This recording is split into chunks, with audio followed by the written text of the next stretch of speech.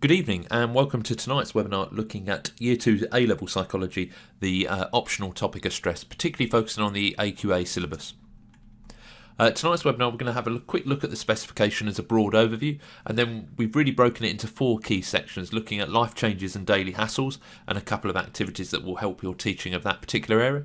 Looking at stress management and 2 more activities, followed by locus of control and the immune system. So we've got 5 activities to give you, and plus some hints and tips on what we can learn from the old specification. Now, the stress unit is the largest of all the optional units by quite some way. So it's divided into 6 subsections. You've got the physiology of stress, where you look at the general adaptation syndrome, the HPA axis and the SAM pathway, including the role of cortisol. You've then got stress and illness, which looks at immunosuppression and cardiovascular disease.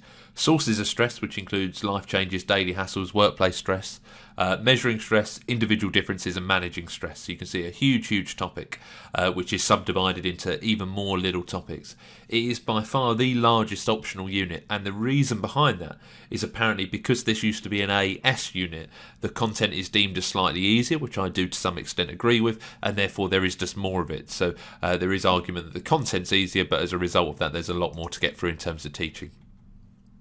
What I've provided for you on screen, as we do in all of our webinars, is we've mapped out the sample assessment material questions to the different points in the specification, just to give you an overview of the types of questions that are occurring and what parts of the specification they are occurring in, so you can use that just to do some of your own analysis to look at the types of questions that could come up in the stress unit.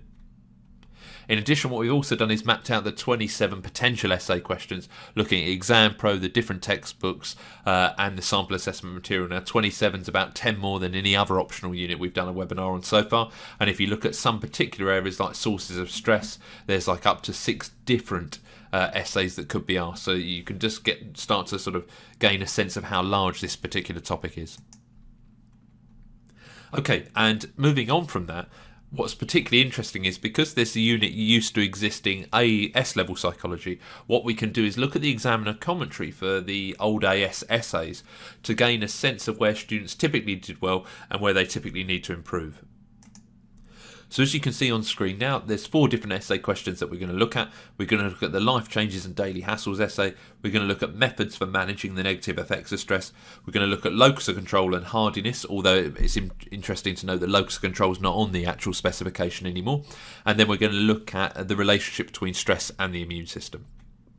So let's start by taking a look at this first question.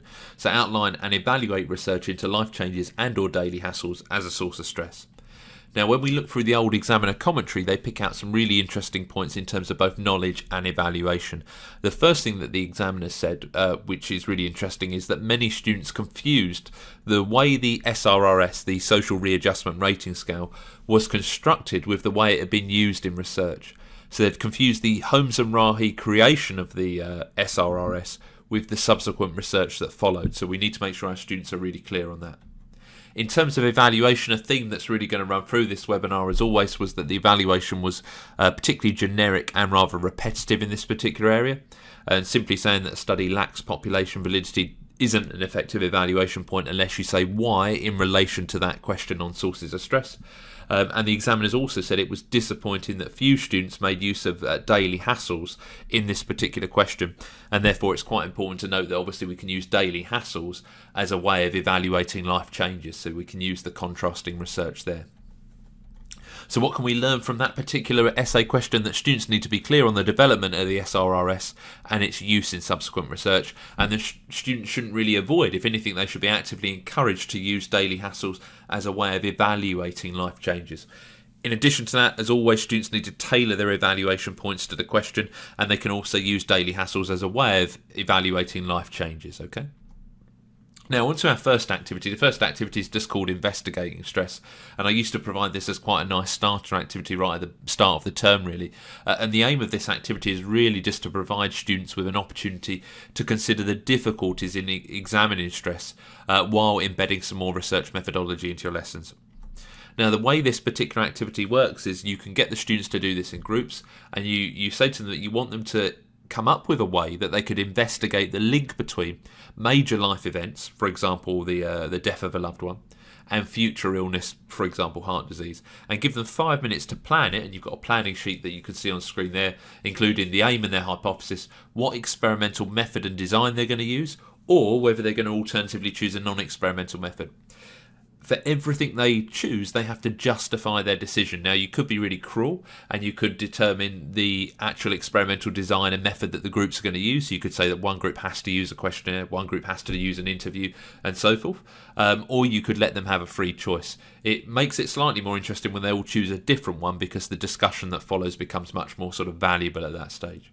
So you give them 5 minutes to plan it. At that point, they all present back as a group their particular designs, and you use the feedback sheets, and I've given you 4 of those, so that the other groups at that point can start to take notes and actually highlight problems that the group have sort of stumbled on as a result of the experimental method they've chosen or the experimental design they've chosen. It's a really nice way of just embedding some research methodology while embedding some sort of evaluation skills within the lessons as well. Moving on from that, so that's the sort of first part of this activity. We're then going to move into the SRRS, and I stumbled across my old PowerPoint slides for this, and I remembered that the way the SRRS was created apparently stems back to Holmes, who was one of the authors, who realised that every time his mother-in-law came to visit him, he ended up getting a cold after she left, and therefore he made this sort of connection between sort of stressful life events and then becoming ill. And as a result of that, he decided that he wanted to create an instrument for measuring the relationship between stressful life events and illness, which is what prompted his further research. Just a nice sort of introduction to that topic. So the second activity, which still links into this idea of life changes and daily hassles, is where you can actually get your students to take part in the SRRS, and therefore as a result of that consider the strengths and limitations of using this instrument as a tool to measure stress. Now, I'm sure you've probably done something similar to this in your lessons. The way I used to do this was provide the students with 9 different statements from the SRRS, get them to carry out these statements and order them from the most stressful through to the least stressful. If you want to be kind, you can tell them that marriage should appear in the middle so that they can then order the rest around that. And then you ask them to have a discussion where they compare, if they're working in pairs, they'd compare their statements, their 9 statements, with the pair opposite them to see, have they ranked them differently? And if so, what types of issues does that raise in relation to the SRRS? So a nice discussion-based activity. I've put this slide here just so you can show them the correct answers afterwards, ranked from highest through to lowest. And then what follows that is, and I used to really enjoy sort of getting the students to do this, you provide the students with the full LCU inventory, which contains 43 items. And very simply, you ask them to circle those that apply to them or have applied to them within the last year and get them to total up their score. I must say, be very, very sensitive to this, because actually if you then go on to show them that according to the research, if you have a score of 300 or more, you're at a sort of 80% chance of becoming ill this year, that could be quite sort of psychologically worrying or concerning for some of your students. And I've had scores from students in the past that have gone into the 600-700, so just be mindful of your group of students before delivering this task. But I do think it's a valuable opportunity for them to sort of take part in the SRRS to really get a sense of actually, is this a good instrument for measuring the relationship between life changes and stressful events. So there you have it, 2 little activities just to sort of help you embed the life changes aspect of the course into your lessons. Moving on to the second exam question that we can sort of get some feedback on. So there were several methods used to manage the negative effects of stress. These methods can be biological or psychological. Discuss these methods of stress management. So discuss 2 or more. What the examiners picked up on is that if candidates offer 2 types of drug treatments, they really need to clearly differentiate between the 2. So if they're going to use benzodiazepines and beta blockers, they must be clear on what the differences biologically are between those 2 drugs.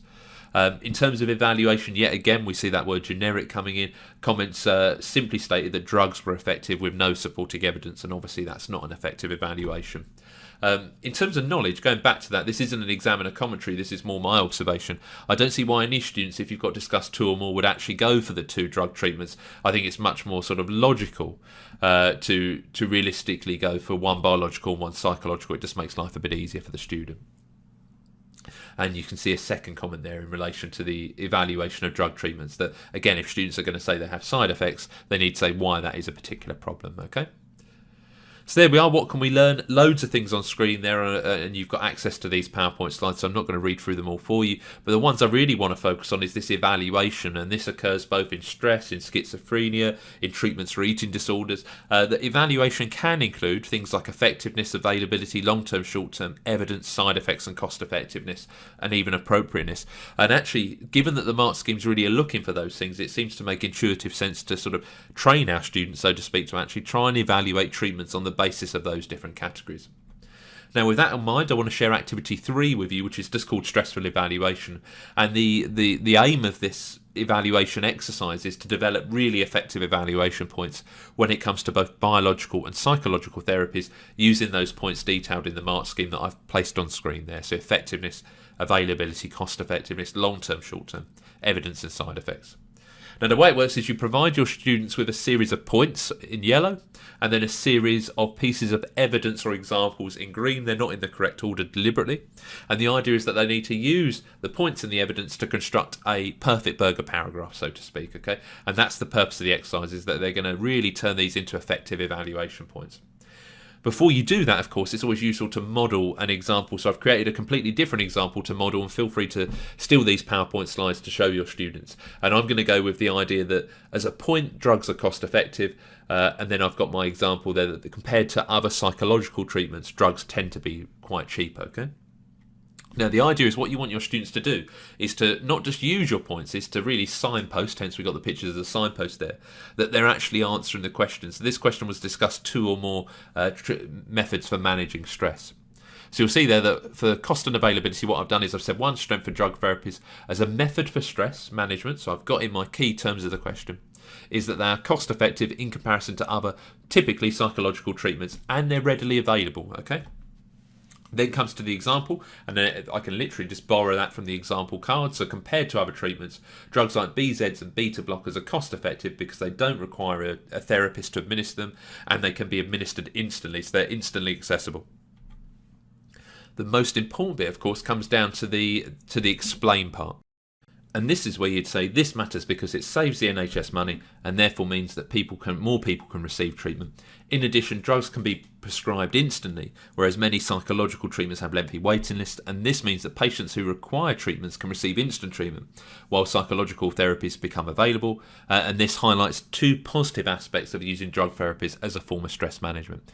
So you can see there just how effective that's become because we've really signposted our answer back to the question.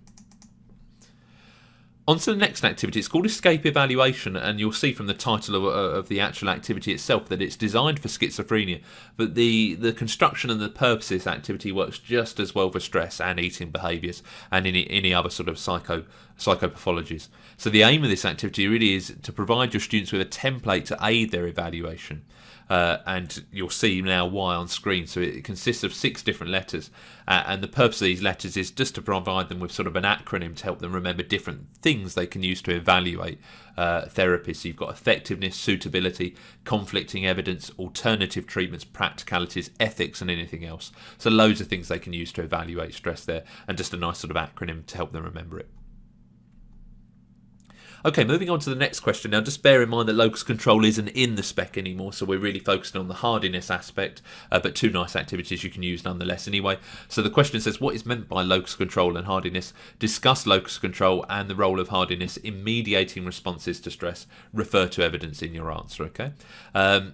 What examiners said, and this would be true if it was a different question as well, that the multiple requirements of this question cause problems. So any questions that say and obviously have to refer to both parts of the question, and this caused students some issues, okay?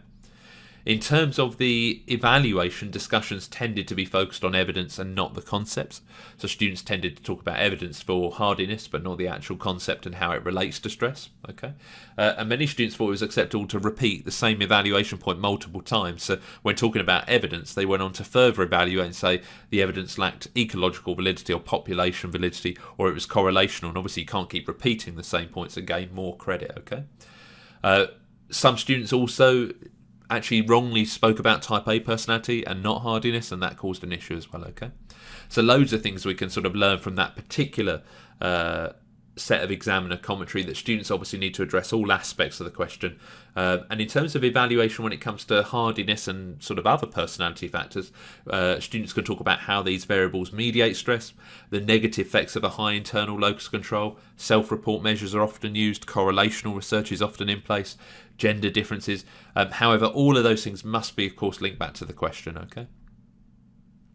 Now, what I've done for you for Activity 5, I've provided you with a locus control and a hardiness questionnaire. Remember that locus control is not required here, but you could use this in the social psychology unit, which is why I thought it would be nice to include anyway.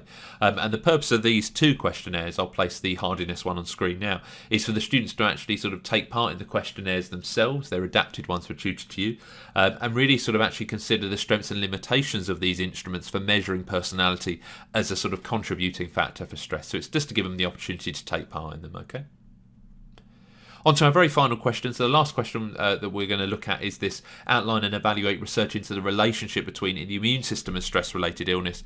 And what the examiners picked up here in terms of knowledge was that many candidates selected completely inappropriate material and thought because of this question they could talk about anything they'd learned from the whole of the stress unit, and that's not the case, okay? And a phrase that I think is pretty amusing from the examiners, they said that many students struggled with commentary, resulting in what they called cookbook evaluation, which is where students sort of list a series of points that are just not particularly relevant. And that candidates, and this is a really interesting point, should not always go to sort of ethical considerations as a default point, because actually in one of the studies that they could use here, the Kilcock-Glaser study, where the participants were sort of induced to be given a cold, that isn't a life-threatening illness. That's no more sort of dangerous than a cold we could catch every day of the week. So therefore, ethical grounds isn't an issue there because the researchers had informed consent, and it's not particularly a problem. So students shouldn't be using ethical considerations as a default getaway evaluation point when it comes to the immune system, okay? Examiner commentary provides us with some really nice insights in terms of studies we can use. So we can use Cohen and Kilcock-Glaser, they're the two I used to teach. And students should avoid cookbook evaluation, as I mentioned.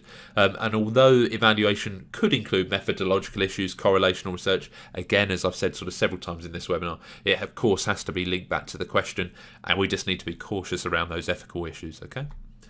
So there we have it. We've overviewed the specification. We've looked at 4 different parts of the spec and problems that students may encounter when studying the stress unit. I hope you found that useful, and I hope you sort of use some of the activities in your lessons and find them beneficial. As always, the resources will be published on our website, the videos on YouTube, and if you've got any questions or queries, please don't hesitate to contact me either via Twitter, Facebook, or you've got my direct email on the screen there.